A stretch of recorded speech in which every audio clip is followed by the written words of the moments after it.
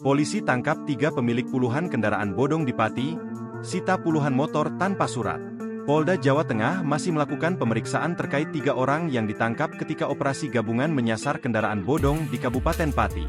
3 orang yang ditangkap yakni masing-masing berinisial AW, DS, dan DM. Mereka berasal dari 3 desa sasaran operasi kendaraan bodong meliputi Desa Sukolilo, Tambakrejo, dan Trangkil.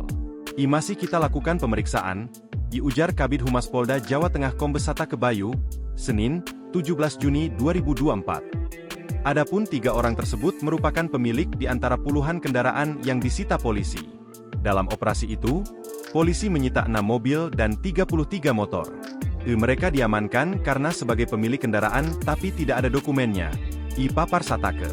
Ia menyebut, ketiganya nanti ditelusuri perannya terutama soal penadahan. Sebelumnya, Direktorat Reserse Kriminal Umum, Ditreskrimum, Polda Jawa Tengah masih mendalami kesaksian 3 orang yang diciduk dalam operasi kendaraan bodong di Kabupaten Pati, Kamis, 13 Juni 2024. Hasil operasi tersebut menyita sebanyak 33 motor dan 6 mobil bodong disita. Rinciannya, dari Sukolilo polisi menyita 23 motor, Tambakrejo menyita sebanyak 10 motor dan 5 mobil. Sisanya, dari 1 mobil dari Desa Trangkil. Download Tribun X sekarang, menghadirkan lokal menjadi Indonesia.